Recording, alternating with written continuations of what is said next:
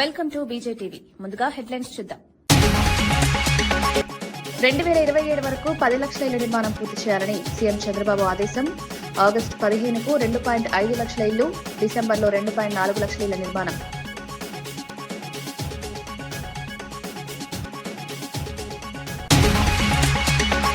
కొడంగల్ బాలాజీ ఆలయ పునర్నిర్మాణ పనులకు భూమి పూజ చేసిన సీఎం. అభివృద్ది విషయంలో రాజకీయాలకు అతీతం, కొడంగల్ను రాష్ట్రానికే కాకుండా దేశానికి ఆదర్శంగా తీర్చిదిద్దుతామన్న రేవంత్ రెడ్డి.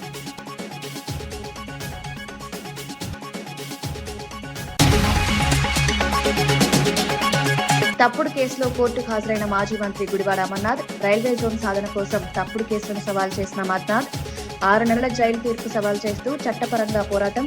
ప్రభుత్వ బెదిరింపులకు ఎదురుగా ప్రజాస్వామ్య రీతిలో పోరాటం. 50 ఏళ్ల అంగన్వాడీ వ్యవస్థకు టీజీ ఫుడ్స్ ద్వారా నాణ్యత. చిన్నారులు, గర్భిణీలకు సరైన పోషణ, నాణ్యతా ప్రమాణాలు పాటిస్తూ ఫుడ్ సరఫరా. ప్రభుత్వం తగిన శ్రద్ధతో సెంటర్లో సామాజిక బాధ్యత కొనసాగిస్తుందని వ్యాఖ్య. చంద్రబాబు నాయుడు గృహ నిర్మాణం, భూ సర్వేపై సమీక్ష నిర్వహించారు. ఆగస్టు 15 నాటికి 2.5 లక్షల ఇళ్ల నిర్మాణాన్ని పూర్తి చేయాలని, డిసెంబర్ నాటికి మరో 2.4 లక్షల ఇళ్లను పూర్తి చేయాలని ఆదేశించారు. 2027 నాటికి 10 లక్షల ఇళ్ల నిర్మాణ లక్ష్యంతో ప్రణాళికలు రూపొందించాలన్నారు. గ్రామీణ ప్రాంతాల్లో 3 సెంట్లు, పట్టణ ప్రాంతాల్లో 2 సెంట్ల భూభాగం కేటాయించడం, నివాసితులకు సరైన స్థలం, మౌలిక సౌకర్యాలు అందించడం కీలకమని తెలిపారు. విజయవాడ, ఇతర ప్రాంతాల్లో ఇళ్ల నిర్మాణ పనులను సమర్థవంతంగా పర్యవేక్షిస్తూ ప్రభుత్వం నిరంతరం పురోగతిని గమనిస్తుందని స్పష్టం చేశారు. ఈ చర్యల ప్రణాళికతో, సమయపాలనతో అమలు చేయబడతాయని, ప్రజలకు స్థిరమైన నివాసం కల్పించడానికి ప్రభుత్వం కట్టుబడి ఉందని తెలిపారు. ఒకవేళ వాళ్ళు గాని ఒప్పుకుంటే 2 సెంట్లు బదులు 3 సెంట్లు కావాలంటే వాళ్ళు మోడిఫికేషన్ చేసి ఎగ్జిస్టింగ్ లేఅవుట్ లో అది కూడా ఇవ్వండి. ఈ 2 ఎక్సర్సైజ్లు అయిన తర్వాత బ్యాలెన్స్ బెనిఫిషరీస్, బ్యాలెన్స్ ఎవరైతే ఉన్నారో రిమైనింగ్ బెనిఫిషరీస్, కొంతమందికి అక్కడ ఉండడానికి కూడా విల్లింగ్ లేదు, కొంతమంది కొత్త వాళ్ళు ఉన్నారు. వీళ్ళని ఒకసారి ఎస్టిమేట్ చేయండి. ఎస్టిమేట్ చేసి ఇప్పటికీ ఏదైతే ఉందో ల్యాండ్ ఎక్కడెక్కడ మీకు పాసిబిలిటీ ఉందో డిస్ప్యూట్ లేకుండా ఇమ్మీడియట్ అక్విజిషన్ చేసి హౌస్ సైట్స్ ఇచ్చేసి ఈ హౌస్ సైట్స్ కూడా ఇండ్లు కట్టాలి. టోటల్ 10 లక్షల ఇండ్లు కట్టాలి. మీకు వచ్చేది 2 లక్షల ఇంటి జాగాలు ఇవ్వాలి. ఇవన్నీ కూడా ఉండేటన్ని అడ్జస్ట్ చేసిన తర్వాత ఎలిజిబుల్ అటు ఇటు 10,000 20,000 ఉన్నా మీరు కన్సిడరేషన్ తీసుకుంటారు. స్టాచ్యురేషన్ బోర్డుకి వెళ్తున్నాం, 100% ఇస్తున్నాం. 60,000 మందికి పట్టాలు ఒక్క విజయవాడలో ఇచ్చే అవకాశాలున్నాయి. ఇదే మరిగా విశాఖపట్నంలో ఒక 20,000-30,000-40,000 వేలకు అక్కడ కూడా ఇచ్చే అవకాశం ఉంది. ఒక 10,000-15,000. ఇలాంటి చాలా గ్రామాలు, ఈవెన్ గుంటూరు 22 ఏకర్ చాలా ల్యాండ్స్ ఉన్నాయి. ఇవన్నీ కూడా మీరు తీసుకొని నాకు అవన్నీ కూడా క్లియర్ చేసి 100% రెగ్యులరైజ్ చేయడం మన బాధ్యత. 1 ఈజ్ 4,88,000 ఆన్ గోయింగ్ హౌసింగ్, 2.5 లక్షలు ఆగస్ట్ 15. 2 మిగిలిన 2,33,000 38,000 వస్తుంది. 4,88,000 అంటే అది బై డిసెంబర్. రిమైనింగ్ 10 లక్షల ఇండ్లు 2 ఇయర్స్. 2 ఇయర్స్ అంటే ఇప్పటి నుంచి నెక్స్ట్ ఇయర్ 2028 డిసెంబర్ మీరు ప్లాన్ చేసుకోండి. దీనికి కావాల్సిన హౌస్ సైట్స్ ఎగ్జిస్టింగ్ లేఅవుట్స్ లో దోస్ హు ఆర్ విల్లింగ్. కొడంగల్లో ప్రతి ఒక్కరూ 2034 వరకు కలిసికట్టుగా పనిచేయాలని ముఖ్యమంత్రి రేవంత్ రెడ్డి తెలిపారు. రాజకీయాలు, పార్టీలు, గుంపులు, వ్యక్తిగత స్వార్థాలను పక్కన పెట్టి ప్రజాసేవకు, ప్రాంతీయ అభివృద్ధికి దృష్టి సారించాలని సూచించారు. ఒక తరహా అన్ని వర్గాలు, వయసులు, పార్టీలు కలిసినప్పుడు కొడంగల్ దేశంలో ఆదర్శ నియోజకవర్గంగా నిలుస్తుందని, విద్య, రోడ్లు, వ్యవసాయం, ఆరోగ్యం, భవన నిర్మాణం వంటి ప్రధాన రంగాల్లో సమన్వయాన్ని పెంచి అభివృద్ధి కార్యక్రమాలను వేగవంతం చేయాలని ముఖ్యమంత్రి హితవు సూచించారు. ప్రతి వర్గం, ప్రతి వ్యక్తి అందరికీ సమాన అవకాశాలు, శ్రద్ధ చూపుతూ కూటమి రూపంలో కొడంగల్ అభివృద్ధికి కృషి చేయాలన్నారు. కొడంగల్ పోయి చూసి రావాలి అని అనుకునేటట్టు ఉండాలి. గానే మా కిషన్ నాయక్ ఉన్నాడు, సార్ మా ఊరికి కరెంటు లేదు, సబ్ స్టేషన్ ఇస్తే నీకు మంచిగా ఏంది యాటను కోసి దావత్ ఇస్తాను. మరి ఆ ఎల్ల ఒక సబ్ స్టేషన్ కోసం ఎక్కడెక్కడనో తిరిగి కన్నోళ్ళ కాళ్ళు పట్టుకొని ఆ ఎల్ల తెచ్చిన. ఇవాళ ఒక్కటి కాదు 100 కావాలంటే మనం సంతకం పెట్టుకుంటే అయితే ఒక్క సబ్ స్టేషన్ కోసం ఆయన కన్నమ్మ కష్టాలు పడాల్సి వచ్చిందారే మా కిషన్ నాయక్ అడిగే మరి ఎట్లనైనా చేయాలి కదా ఆ తండాలకు అని మరి ఆయన సబ్ స్టేషన్ తెచ్చుకున్నాం. ఒక్కటి తెచ్చుకుంటే పెద్ద విజయం అన్నట్టు అనిపించింది. ఇవాళ 400 kV సబ్ స్టేషన్ పరిగికి తెచ్చుకున్నాం. ఇవాళ పెద్ద ఇండస్ట్రియల్ పార్క్ 2000-3000 ఎకరాలల్లా పెద్ద పెద్ద పరిశ్రమలు దేనికే ఇవాళ మనము లగచర్ల దగ్గర మనం పెద్ద పరిశ్రమలే కట్టుకుంటున్నాం. డైరెక్ట్ కోస్గి నుంచి ఇంటర్నేషనల్ ఎయిర్పోర్ట్ వరకు 300 ఫీట్ల రోడ్డు ముంబై పూనా ఎట్లుంటుందో అంత గొప్ప రోడ్డు ఇవాళ మనం తెచ్చుకుంటున్నాము. ఇవాళ కొడంగల్ చౌరస్తా ఆ ఎల్ల ఎట్లుండే ఇవాళ ఎట్లా తయారవుతుంది. ఆ ఎల్ల ఈ గుడికాడికి వస్తే ఎన్ని సందులు ఎన్ని గుంతలు ఎట్లుండేనో మీరందరూ చూసారు. ఇవాళ మనం కట్టుకోబోతున్న గుడి నమూనా ఆ పక్కన కనిపిస్తుంది. అందుకే మిత్రులారా ప్రతి ఊర్లో చిన్న చిన్న సమస్యలు ఉంటాయి, భిన్నమైన అభిప్రాయాలు ఉంటాయి, అక్కడక్కడ భేదాభిప్రాయాలు కూడా ఉంటాయి. కానీ నా సూచన ఒక్కటే, రాజకీయాలకు అతీతంగా మనం వ్యవహరించాలి. మనందరం కలిసికట్టుగా ఉండాలి. మీరందరూ కలిసికట్టుగా ఉంటే ఎన్ని వందల కోట్లైనా ఇవాళ మన దగ్గరికి తెచ్చుకునే పరిస్థితి. హైదరాబాద్ లో చిల్కల్గూడ ప్రాంతంలో మధ్యరాత్రి జరిగిన ఘోర హత్యపై ఏడీసీపీ నర్సయ్య స్పందించారు. ఆఘాతక హత్యకు బాధ్యులను తక్షణమే గుర్తించి నేరాలకు ఎదురుదెబ్బ ఇవ్వడానికి ప్రత్యేక బృందాలను ఏర్పరిచినట్లు తెలిపారు. సెంట్రల్ పోలీస్ విభాగం, స్థానిక పోలీస్ స్టేషన్లు వేగవంతమైన సర్వేల ద్వారా పరిస్థితిని పరిశీలిస్తున్నాయి. ఈ ఘటన తర్వాత నగరంలో రాత్రిపూట సర్వేలు పెంచి ప్రజల భద్రతను భరోసా ఇవ్వడం ముఖ్యమని పేర్కొన్నారు. యువకులపై దాడి, హింసాచర్యలు ఈ ప్రాంతంలో మరింత చోటు చేసుకోకుండా పౌరుల సురక్షిత జీవనానికి కేంద్ర ప్రభుత్వం, పోలీస్ వర్గాలు చర్యలు తీసుకుంటున్నాయి. ఈ కొత్త భద్రతా ప్రణాళిక విద్యార్థులు, ఉద్యోగులు, స్థానికులందరికీ ముఖ్యమైంది. ఏడీసీపీ సూచనల ప్రకారం ప్రజలు అప్రమత్తంగా ఉండాలి, పోలీస్ సూచనలను అనుసరించాలి. తర్వాత ఆయన ఫ్రెండ్స్ కూడా ఉన్నారు. కార్తీక్ అనే ఫ్రెండ్స్ అక్కడ ముగ్గురు కూర్చొని దే ఆర్ వాచింగ్ క్రికెట్. అరుగు మీద కూర్చున్నప్పుడు సడన్గా అటాక్ చేస్తే అతని తీవ్రమైన కత్తిపోట్లైనా ఇమీడియట్గా పోలీసు ఇన్ఫర్మేషన్ అదే రకంగా లోకల్ పీపుల్ తోటి గాంధీ హాస్పిటల్కి షిఫ్ట్ చేయడం జరిగింది. సో ఆ రకంగా అతను తీసుకెళ్ళిన తర్వాత అతను గాయాలతో చనిపోవడం జరిగింది. సో ఇప్పటికున్న ప్రాథమిక దర్యాప్తు ప్రకారము ఏదైతే మృతుడు డిసీజ్డ్ ఏదైతే ఉన్నాడో అతను అమ్మాయితోటి లవ్ అఫేర్ ఉందని ఒక ప్రాథమికంగా తేలింది. సో అమ్మాయి ఆ విషయంలో అమ్మాయి బ్రదర్స్ వాళ్ళ ఫ్యామిలీ మెంబర్సు ఇంతకుముందు కూడా చాలాసార్లు వార్నింగ్ ఇచ్చినట్టు, ఒక 4 months క్రితం కూడా అతన్ని బెదిరించినట్టు తెలిసింది. బట్ ఇటువంటి ఇన్ఫర్మేషన్ మనకు పోలీస్ కంప్లైంట్ రాలేదు. సో లోకల్లో ఉన్న వాళ్ళు దాన్ని పాసిఫై చేసి వాళ్ళకు కాంప్రమైజ్, వాళ్ళు కూడా ఊహించలేదు ఇంత పెద్ద దురాఘాతం అవుతుందని. నిన్న అతని మీద అటాక్ చేయడం వల్ల అతను చనిపోయాడు. ఇమ్మీడియట్గా పోలీస్ రెస్పాండ్ అయింది. కేసు మర్డర్ కేసు కింద రిజిస్టర్ చేశాం. అతి త్వరలో అందరూ ఇన్వాల్వ్ అయిన రెస్పాన్సిబుల్ అయిన అందరు నిందితులను డీసీపీ గారి ఆధ్వర్యంలో, డీసీపీ గారు కూడా వస్తున్నారు, డీసీపీ గారి ఆధ్వర్యంలో, సిపి గారి పర్యవేక్షణలో అందరినీ కూడా అరెస్ట్ చేస్తాము. ఇమ్మీడియట్గా ఈ కేసులో మంచి దర్యాప్తు చేసి నిందితులకు అందరూ శిక్ష పడటకు అన్ని రకాల పోలీసు చర్యలు తీసుకుంటుంది. గతంలో నిందితుల మీద ఉన్నాయని తెలుస్తున్నది, మేము వెరిఫై చేస్తాం. ఇంతకుముందు కూడా ఆ ఫ్యామిలీకి, ఇంకో పక్క ఉన్న వేరే ఫ్యామిలీకి మనకు ఇన్సిడెంట్ అయింది. లాస్ట్ టైం కూడా 307 కేసు పెట్టడం జరిగింది. వాళ్ళని జైలు కూడా పంపించాం. వాళ్ళ మీద షీట్స్ కూడా ఓపెన్ ఉన్నాయి. సో మళ్ళీ ఇది ఒక ప్రేమ వ్యవహారం అని తెలుస్తుంది. నిజంగా అది ఏంది, what is the motive behind this murder అనేది మేము కొంచెం మీరు టైం ఇస్తే మేము దర్యాప్తులో మీ అందరికీ వివరాలు మళ్ళీ చెప్తాం. అటువంటిది ఇంకా మనకు దీంట్లో అటువంటి యాంగిల్ లేదు. అమ్మాయికి సంబంధించిన వాళ్ళే డైరెక్ట్గా ఇన్వాల్వ్ అయ్యి కొట్టడం జరిగింది. సో మనకు చూసిన వాళ్ళు ఐవేస్తున్నారు. సుపారీ గ్యాంగ్ అనే యాంగిల్ ఇందులో ఎక్కడ కూడా లేదు. ప్రాథమికంగా మనకు ఉన్నదాని ప్రకారం 5 members అనుకుంటున్నాం. దీని వెనక కూడా ఇంకెవరైనా కుట్ర ఉన్నారా, వాళ్ళకి సంబంధించిన ఎవరైనా కాన్స్పిరేటర్స్ ఉన్నారా, ఎవరైనా అబెటర్స్ ఉన్నారా, ఈ కేసులో ఈ కేసులో ఇన్వాల్వ్ ఉన్నా కానీ ఎవరిని కూడా వదిలిపెట్టము. తప్పకుండా అందరిని అరెస్ట్ చేస్తాము. అందరిని కోర్టు ముందట పెట్టి వాళ్ళకు శిక్ష పట్టేట్టు అన్ని రకాల చర్యలు మేము తీసుకుంటాం. సార్ ఇంట్లో డ్రగ్స్ తీసుకుంటున్నారని ఆరోపిస్తున్నారు సార్. చూస్తాం, అది కూడా వెరిఫై చేస్తాం. అరెస్ట్ చేసిన తర్వాత వాళ్ళకి డ్రగ్స్ టెస్ట్ చేస్తాం. ఇన్ కేసు డ్రగ్ ఉంటే ఆ సెక్షన్ కూడా పెడతాం. ఎవరు ఎలాంటి నేరానికి పాల్పడినా ఇది ఒక రకంగా అబ్బాయి మీద దాడి చేయడం అనేది ఎవరు కూడా సహించరు. సో చట్ట ప్రకారం అన్ని చర్యలు తీసుకొని వాళ్ళకు శిక్ష పడేంత వరకు కూడా మేము అన్ని రకాల చర్యలు తీసుకుంటాం. అది ఇంకా మనకు తెలియదు. ఇప్పుడు అది మనం ఈ స్టేజ్లో మనం చెప్పలేము. బట్ అది మోస్ట్లీ లేదని అనుకుంటున్నాం. But during course of investigation ఇంకా ఏం ఫ్యాక్ట్స్ వస్తాయి, ఏం నిజాలు బయటకు వస్తాయి అనేది మనం ఈ స్టేజ్లో చెప్పలేము. అది ఇప్పుడు చెప్పలేము. ఆ స్టేజ్ ఇప్పుడు అమ్మాయిని ఇప్పుడు పిక్చర్లో తీసుకురావడం మాట్లాడడం అనేది అది ఒక ఇప్పుడు అసంభవం, ఇది అంతా కాదు. సో వెరిఫై చేస్తాం. మోటివ్ మాత్రం ఇప్పటికున్న ప్రాథమికంగా మాత్రం ఆ లవ్ అఫేర్ అనే విషయంలో అతని మీద దాడి చేసి హత్య చేయడం జరిగింది. మేము ఈ కుటుంబ సభ్యులకు కూడా మేము చెప్తున్నాం ఏంటంటే వాళ్ళు ఎలాంటి అపోహలు పోవద్దు. ఆ తల్లిదండ్రులు కూడా ఏదైతే చెప్తున్నారో ఎలాంటి అపోహలు పోవద్దు. తప్పకుండా చట్ట ప్రకారం వాళ్ళందరినీ చట్టం ముందు తీసుకొచ్చి చట్ట ప్రకారము చర్య తీసుకుంటాం. మళ్ళీ మీ అందరి సభాముఖం చెప్తున్నాం, వాళ్ళు కూడా ఎలాంటి ఈ దుందుడుకు చర్యలు చేసి వాళ్ళు మాకు పోలీసులు సహకరించాలని మరొకసారి మీ అందరి ద్వారా ఆలోచిస్తాం. టీమ్స్ ఫామ్ అయిపోయినాయి, అన్నీ ఒక 5-6 టీమ్స్ ఫామ్ అయినాయి. We're on the job.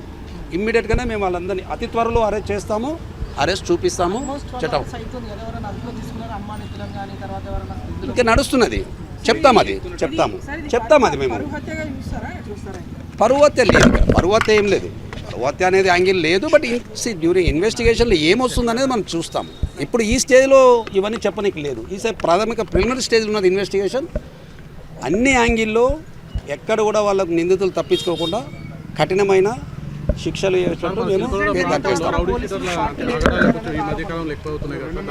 మీరు ఇప్పుడు చెప్తున్నారు, మీరు అందరు చెప్తున్నారు అక్కడ అవుతున్నాయి అన్నారు. బట్ ఇన్సిడెంట్ అయిన తర్వాత మీరు రిపోర్ట్ చేస్తున్నారు. ఇన్సిడెంట్ కాకముందు ఎవరు కూడా చేయలేదు. మీరు చెప్పే కంప్లైంట్ నిజంగా మా వాళ్ళు యాక్షన్ తీసుకోకుండా డెఫినెట్గా వాళ్ళ మీద యాక్షన్. మీ కంప్లైంట్ ఇస్తే 2 నెలల్లో 3 హత్యలు అనేది మరి నాకైతే తెలియదు. మేమని అన్ని ఆరోపణలను పరిగణలో తీసుకుంటాం. వాళ్ళ క్రిమినల్ రికార్డు అంతా తీసుకుంటాం. వాళ్ళని అన్ని రకాలుగా కట్టడి చేయడానికి అన్ని ప్రయత్నాలు చేస్తాం.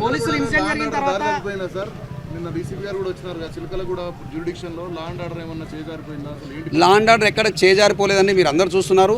ఇది ఒక ఇష్యూ మీద జరిగిన హత్య, ఇదేదో లా అండ్ ఆర్డర్ రిలేటెడ్ కాదు. బట్ లేట్ ఎక్కడ రాలేదు, ఇమ్మీడియట్. నేను నైట్ డ్యూటీ ఉన్నాను, ఇమ్మీడియట్ రష్ వచ్చాము. లే అన్నీ వచ్చాను, నేను నైట్ డ్యూటీ ఉన్నాను రాత్రి.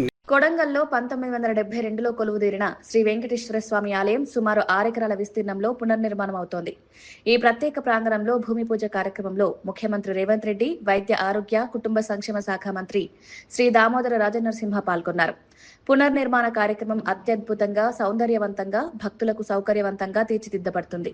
ఆలయ నిర్మాణం ప్రాదేశిక అభివృద్ధికి, ప్రాంతీయ పర్యాటక ఆకర్షణకు, భక్తుల కోసం సౌకర్యాలు అందించడానికి కీలకం. మంత్రివర్యులు, భక్తులు, పర్యాటకులు ఆలయాన్ని సౌకర్యంగా ఉపయోగించగలిగేలా ప్రతి విభాగాన్ని పరిశీలించారని, ప్రాజెక్టు నాణ్యత, భద్రతపై సూత్రపూర్వక నియంత్రణ తీసుకోవాలని సూచించారు.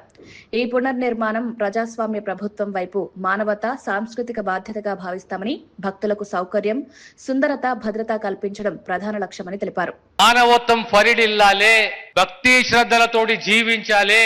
ఇలాంటి అద్భుతమైన ఆలోచన, ఒక కమిట్మెంట్, ఓ నిబద్ధత అనేది చాలా మంది ప్రజా నాయకులకు ఉండదు. ఇది నాకు వ్యక్తిగతంగా, లేదా మీకు, లేదా వేదిక పైన ఉన్న అందరికీ మనమందరం అదృష్టవంతులం.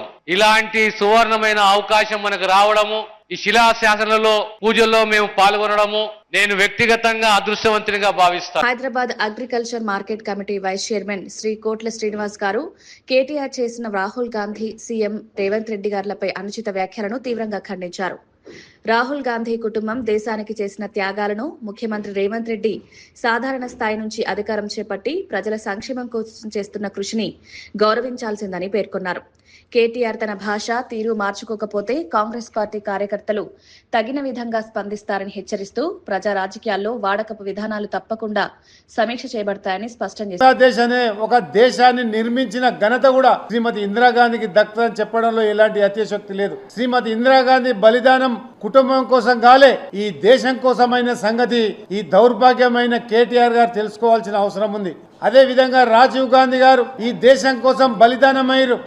తల్లి తనయుల బలిదానం ఈ దేశం ఎప్పుడు మర్చిపోదన్న సంగతి కూడా ఈ కేటీఆర్ గారు తెలుసుకోవాల్సిన అవసరం ఉంది. అదే విధంగా 2004లో యూపీఏ ప్రభుత్వం ఏర్పడ్డప్పుడు శ్రీమతి సోనియా గాంధీ గారికి ప్రధానమంత్రి అవకాశం వస్తే ఒక ఆర్థికవేత్త అయిన మన్మోహన్ సింగ్ గారికి ప్రధానమంత్రి పదవికి పట్టం కట్టారు. అంటే ఒక త్యాగాల కుటుంబం. అదే విధంగా రాహుల్ గాంధీ గారు కూడా 2009లో ప్రధానమంత్రి అవకాశం వస్తే కూడా డాక్టర్ మన్మోహన్ సింగ్ గారి మద్దతు తెలిపి ఏదైతే ప్రధానమంత్రి చేశారు. అదే విధంగా ఈయన త్యాగాల కుటుంబం బలిదానాల కుటుంబం గురించి మాట్లాడే స్థాయి కేటీఆర్ గారికి లేదు. తస్మత్ జాగ్రత్త అని సందర్భంగా మనం చేస్తాను. అదే విధంగా రాష్ట్ర ముఖ్యమంత్రి రేవంత్ రెడ్డి గారి పట్ల పిచ్చి పిచ్చిగా మాట్లాడితే ఒక జెడ్పీటీసీగా, ఒక ఎమ్మెల్సీగా, ఎమ్మెల్యేగా, ఎంపీగా, కాంగ్రెస్ పార్టీ వర్కింగ్ ప్రెసిడెంట్గా, రాష్ట్ర కాంగ్రెస్ పార్టీ అధ్యక్షునిగా, అదేవిధంగా ఇలా రాష్ట్ర ముఖ్యమంత్రిగా ఒక ప్రజాపాలన చేస్తున్న ముఖ్యమంత్రి పైన నువ్వు వరంగల్ గడ్డ మీద నువ్వు పిచ్చి పిచ్చి మాటలు మాట్లాడితే కాంగ్రెస్ పార్టీ కార్యకర్తలు ఊరుకో. తస్మత్ జాగ్రత్త. గతంలో మీరు ఆర్థిక విధ్వంసం చేసిర్రు, గతంలో మీరు అవినీతి పాల్పడ్డరు. మీ కుటుంబానికి మాత్రం. పశ్చిమ బెంగాల్ రాజకీయాల్లో సీనియర్ నాయకుడు సువేందు అధికారి బీజేపీలో శాసనసభాపక్ష నేతగా ఏకగ్రీవంగా ఎన్నికయ్యారు. కోల్కతాలో కేంద్ర హోంమంత్రి అమిత్ షా సమక్షంలో జరిగిన సమావేశంలో ఈ నిర్ణయం తీసుకున్నారు. ఇది బెంగాల్ చరిత్రలో బీజేపీ నుంచి ముఖ్యమంత్రి కావడానికి అతిపెద్ద అడుగు. మే 9న కోల్కతాలోని బ్రిగేడ్ పరేడ్ గ్రౌండ్ లో ఘన ప్రమాణ స్వీకారం కార్యక్రమం జరగనుంది. ఈ కార్యక్రమంలో ప్రధాని మోదీ సహా పలువురు కేంద్ర మంత్రులు హాజరు కానున్నారు. సువేందు అధికారి నేతృత్వంలో బీజేపీ పార్టీ రాష్ట్రంలో వ్యూహాత్మక విధంగా కార్యకలాపాలను ముందుకు తీసుకెళ్లనుంది. రాష్ట్ర రాజకీయాల్లో కొత్త శకం, మౌలిక సవాళ్లను ఎదుర్కోవడానికి సువేందు ఆధ్వర్యంలో పార్టీ ప్రణాళికలు రూపొందిస్తున్నాయి. এরপর আমাদের মাননীয় শফিক ভট্টাচার্য মহাশয়, আমাদের বিধায়ক দলের নেতা আমাদের শুভেন্দুদাকে সংবর্ধনা দেবেন।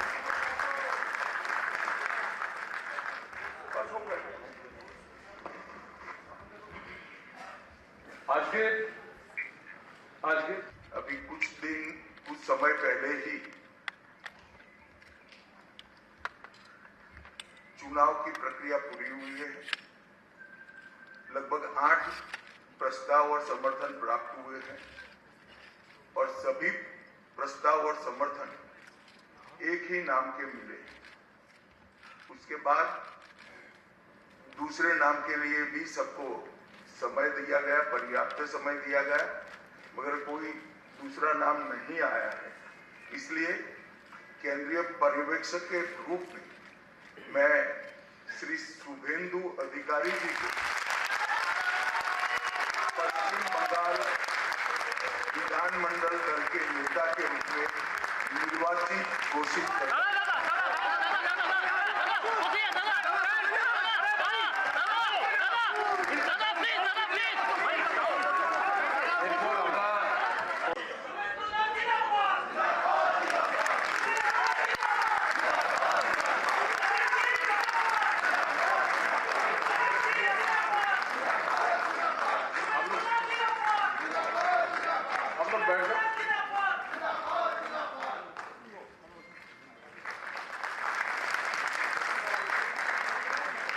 আমাদের উড়িষ্যার সিএম আমাদের মোহন মাঝিজি সংবর্ধনা করলেন। আমাদের বিধায়ক দলনেতা মাননীয় শুভেন্দু অধিকারী মহাশয়, এরপর আমাদের মাননীয় শফিক ভট্টাচার্য মহাশয়, আমাদের বিধায়ক দলনেতা আমাদের শুভেন্দুদাকে সংবর্ধনা দেবেন।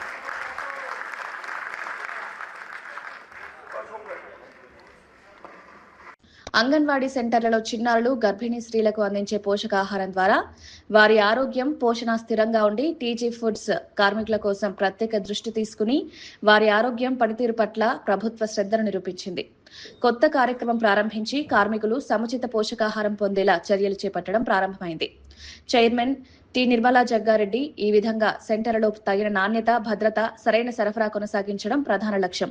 ప్రభుత్వ, ప్రైవేట్ భాగస్వామ్యంతో చిన్నారులు, స్త్రీలు ఆరోగ్యంగా ఉండే విధంగా నిరంతర ఫుడ్ సప్లై, నాణ్యత నియంత్రణ కొనసాగిస్తామని తెలిపారు.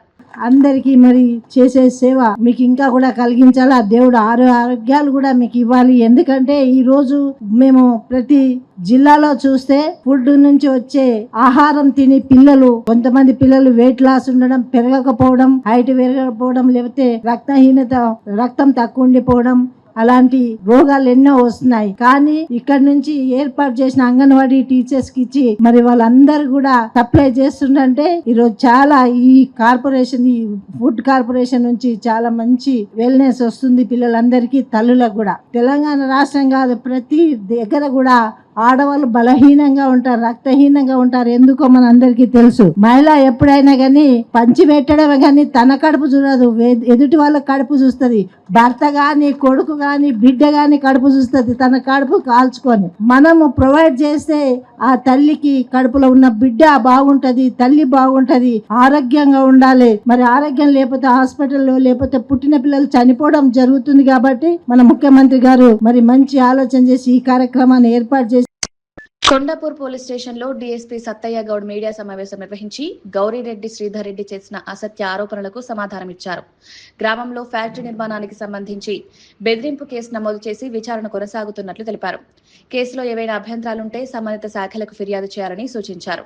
మహిళా ఎస్ఐపై అనుచిత వ్యాఖ్యలు చేసినట్లయితే అట్టుదాటి ప్రవర్తనే చర్యలకు కారణమని స్పష్టం చేశారు. గతంలో శ్రీధర్ రెడ్డిపై పలు కేసులు నమోదయ్యాయని పోలీస్ చర్యతో అందరితో సమానంగా తీసుకున్నట్లు తెలిపారు. ఆ గ్రామంలో ఒక కొత్త నూతనంగా నిర్మితమవుతున్న ఒక ఫ్యాక్టరీకి సంబంధించి ఆ ఫ్యాక్టరీకి సంబంధించిన వ్యక్తి మీద అక్కడికి పోయి బెదిరించినాడని, ఫోన్లో బెదిరించినాడని ఓ దరఖాస్తు వస్తే ఎస్ఐ గారు కేసు నమోదు చేయడం జరిగింది. ఆ కేసు నమోదు చేసిన దాంట్లో విచారణలో భాగంగా అతన్ని పోలీస్ స్టేషన్కి పిలవడం జరిగింది.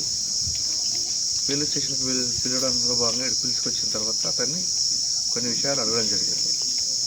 మీరు ఎందుకు పోయారు, మీరు ఎందుకు ప్రశ్నించారు, ఒకవేళ మీకు ఏమైనా అభ్యంతరం ఉంటే సంబంధిత శాఖలతో మీరు సంప్రదించి వాళ్ళకు పిటిషన్ ఫిర్యాదు రూపకంగా కానీ కన్సల్ట్ చేసి కానీ వాటికి తీసుకోవచ్చు అని చెప్పేసి అన్నప్పుడు అతను మహిళా అధికారం కూడా చూడకుండా అభ్యంతరకర భాష మాట్లాడడం. దాని విధంగా మొదలు వచ్చినప్పుడు పోలీస్ స్టేషన్లో అందరికీ రిసీవ్ చేసుకున్నట్టే అతన్ని కూడా రిసీవ్ చేసుకోవడం జరిగింది, అతనితో మాట్లాడడం జరిగింది. అతను చెప్పిందండి. కానీ అతని ప్రవర్తన మీ అందరికీ కూడా గతంలో మీరు లోకల్ కాబట్టి మీకు ఐడియా కూడా ఉంటుంది. కొంత అభ్యంతరకరమైన భాష వాడడం వల్ల అతన్ని ఇప్పుడు ఆ రకం కింద కూర్చోబెట్టిండని చెప్పేసి అతను చెప్పుకుంటాడు. దానికి కారణం ఎవరు? ఆయన ప్రవర్తన. సరే, ఆ విషయం అది ఉంది. దాని మీద విచారణ జరుగుతుంది. దాని మీద దాని తదుపరి చర్య తీసుకుంటాం. కేసే లేదు అంటే అతను మీరు ఆ వీడియోలో మీరు చూస్తూ మీకు అందరికీ కూడా మీరు అంతా చెప్తున్నాం. నాకు కేసు అవుతుందని తెలుసు, నేను తెలిసే చేసినా అని చెప్పేసి స్పష్టంగా ఆయన ఒప్పుకోవడం జరుగుతుంది. చట్టం పట్ల ఎంత దాని గురించి విధేయత ఉంది, చట్టం పట్ల ఏ రకమైనటువంటి అభిప్రాయం ఉందని దాన్ని బట్టి మీరు అర్థం చేసుకుంటారు. అతనే చెప్తుండు. మీరు నేను కూడా చూసిన ఫుటేజ్ క్లిప్పింగ్. నాకు కేసు అవుతుంది అని తెలిసి ఉంటే ఇప్పుడు నిజమే. దానికి ఇప్పుడు ఆ విలేజ్లో పోలీసు వారు దాంట్లో దేవాలయాలకు ఇచ్చిన దానికి వ్యతిరేకం కాదు. ఆడ ఈ పల్లె ప్రకృతి వనం చెట్లు చేయడం దాంట్లో మాకు సంబంధం. దానికి సపరేట్ డిపార్ట్మెంట్ ఉంది, సపరేట్ డిపార్ట్మెంట్ వాళ్ళు డీల్ చేస్తారు. ఇంకా రోడ్డు వాటికి కూడా వాటికేవి కూడా మాకు సంబంధం లేదు. వాటికి ప్రతి డిపార్ట్మెంట్ ప్రతి ఒక్క పనికి ఒక శాఖ ఉంది. ఆ శాఖ వాళ్ళు దానికి సంబంధించేసి వాళ్ళు చూస్తారు.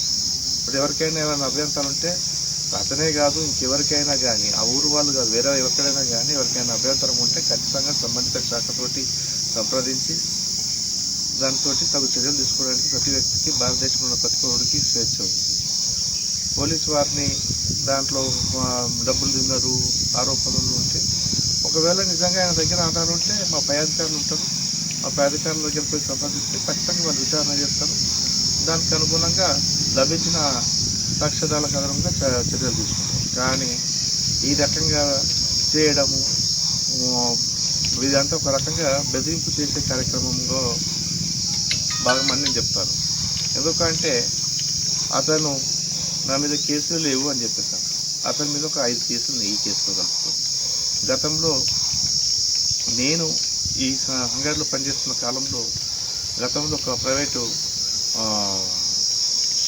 ఈ వెంచర్ వాళ్ళతోటి ఏదో మధ్యవర్తి 1975లో ప్రధాని ఇందిరాగాంధీ చేత ప్రారంభించిన అంగన్వాడీ వ్యవస్థ పేదల కడుపు తడమే విధంగా సేవలందించింది. ప్రస్తుతం ఈ సెంటర్లో టీజీ ఫుడ్స్ ద్వారా చిన్నారులు, గర్భిణీ స్త్రీలకు పోషకాహారం సరఫరా అవుతోంది. సీతక్క పంచాయతీరాజ్, గ్రామీణాభివృద్ధి, స్త్రీ శిశు సంక్షేమ శాఖ మంత్రి ఆహార నాణ్యత ప్రమాణాలను తప్పనిసరిగా పాటించాలన్నారు. చిన్నారుల ఆరోగ్యం, భద్రత, పోషణకు ప్రాధాన్యత ఇవ్వడం ముఖ్యమని స్పష్టం చేశారు. టీజీ ఫుడ్స్ సప్లైలో ఖచ్చితమైన నియంత్రణ, నాణ్యతా ప్రమాణాలను పాటించడం ద్వారా పిల్లలు, స్త్రీలు ఆరోగ్యంగా ఉండేలా ప్రభుత్వం కృషి చేస్తుంది. మహబూబ్నగర్ జిల్లా నుంచే బూరుగుల రామకృష్ణారావు గారు కూడా రావడం జరిగింది. ఈనాటి ముఖ్యమంత్రి గారు కూడా రేవంత్ రెడ్డి గారి జిల్లా నుంచి ఆనాడు 75లో పేద పిల్లల కడుపు నింపాలి అని, పేద పిల్లలు ఆకలితో అల్మటించవద్దని అంగన్వాడీ సెంటర్స్ను ప్రారంభించినటువంటి మహనీయురాలు, ఉక్కు మహిళ మరి స్వర్గీయ ఇందిరమ్మ గారు అని ఈ సందర్భంగా తెలియజేస్తా ఉన్నాను. ఆనాడు ప్రారంభించినటువంటి అంగన్వాడీ సెంటర్స్ కు మరి ఈ యొక్క టీజీ ఫుడ్ ఇక్కడ నుంచి అన్ని ఉమ్మడి ఆంధ్రప్రదేశ్ లోని అన్ని అంగన్వాడీ సెంటర్స్ లోకి ఫుడ్ ను పంపించి పిల్లల యొక్క ఆహార భద్రతను పర్యవేక్షించినటువంటి పరిస్థితి, ఆహార భద్రతను కల్పించినటువంటి విషయం మనం గుర్తుపెట్టుకోవాలి. అంత మహా గొప్ప ప్రదేశం ఈ రోజు ఈ యొక్క టీజీ ఫుడ్ సెంటర్. ఇక్కడ పనిచేస్తున్నటువంటి కార్మికులకు అనేక రకాల సమస్యలు ఇంకా ఉండొచ్చు, కానీ మనం పెట్టే ఫుడ్డు బాలామృతం కానీ, బాలామృతం ప్లస్ కానీ, మరి ఇన్స్టెంట్గా రేపు నుంచి తొలి ముద్ద కానీ, ఇవన్నీ ఈ దేశ భవిష్యత్తు కోసం మన పిల్లల్ని బలంగా, వాళ్ళ బాల్యాన్ని బలంగా ఉండేందుకు తయారు చేసేటువంటి ఫుడ్డు ఇక్కడ మీ చేతుల మీదుగా తయారవుతుంది. అందుకని ఏ చిన్న మిస్టేక్ అయినా ఇవాళ ఈ సమాజము ఒక జనరేషను అనారోగ్యం పాలవుతుంది. అందుకనే ఇక్కడ నుంచి వచ్చే ప్రతిదీ కూడా చెక్ చేసుకొని ఏ అధికారి కానీ, ఏ కార్మికులు కానీ అశ్రద్ధ చేయొద్దు. ఇక్కడ నుంచి పోయేది తినే దాంట్లో మన పిల్లలు ఉంటారు, మన చుట్టాల పిల్లలు ఉంటారు, మన ఊరు పిల్లలు ఉంటారు, మన ఇంటి పక్క పిల్లలు ఉంటారు. అదే కాకుండా మన దేశ భవిష్యత్తు పిల్లలు. కాబట్టి అత్యంత జాగ్రత్తగా మనము ప్రతిదీ కూడా ఇక్కడ దృష్టి పెట్టుకొని తీసుకోవాలని కోరుకుంటూ, మరి ఇప్పటి వరకు ఈరోజు గెయిన్ ప్లాంట్ ఏదైతే మనము శంకుస్థాపన చేసుకున్నామో, భూమి పూజ చేసుకున్నామో, చాలా సంవత్సరాలుగా అది పెండింగ్ ఉంది. దాని మూలంగా కార్మికులకు కూడా కొంత బర్డెన్ ఉండొచ్చు. కానీ ఈరోజు అది తొందరగా కంప్లీట్ చేసుకుంటే ఇంకా నాణ్యమైనటువంటిది మనం అందించగలుగుతాం. కాబట్టి సెక్రటరీ గారు, చైర్మన్ గారు, మరి టీజీ ఫుడ్ ఎండి గారు చంద్రశేఖర్ రెడ్డి గారు, మరి 3 మెన్ టీమ్గా మీరు తయారై ముగ్గురు కనీసం వచ్చే నెల వరకు దాన్ని వాడుకలోకి తీసుకొస్తే ముఖ్యమంత్రి గారి చేతుల మీదుగా ఎమ్మెల్యే గారు, ఎంపీ మంత్రి గుడివాడ అమర్నాథ్ విశాఖపట్నం కోర్టులో హాజరయ్యారు. రైల్వే జోన్ సాధన కోసం గతంలో ఆమరణ నిరాహార దీక్ష చేపట్టిన సమయంలో టీడీపీ ప్రభుత్వం తప్పుడు కేసు పెట్టినట్లు ఆయన పేర్కొన్నారు. కోర్టు 6 నెలల జైలు శిక్ష విధించింది. అమర్నాథ్ గారి ఈ తీర్పును సవాల్ చేస్తూ చట్టపరంగా పోరాడుతున్నట్లు, ప్రభుత్వ బెదిరింపులకు అతన్ని తట్టిపెట్టలేరని స్పష్టం చేశారు. ఆయనకు మద్దతుగా ప్రజాస్వామ్య రీతిలో పోరాటం కొనసాగుతున్నట్లు బహిరంగంగా తెలిపారు. మాజీ మంత్రి వచనాలను అవమానంగా తీసుకోకుండా చట్టపరంగా సమస్యల పరిష్కారం కోసం పోరాడతామని చెప్పారు.